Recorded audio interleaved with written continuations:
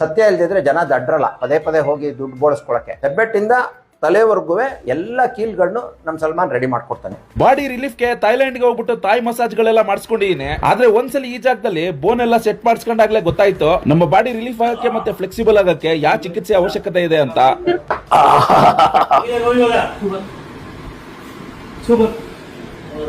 ಬಾಯಿ ಬರ್ತಾ ಇತ್ತು, ಈಗ ಆರಾಮಾಗಿದೆ.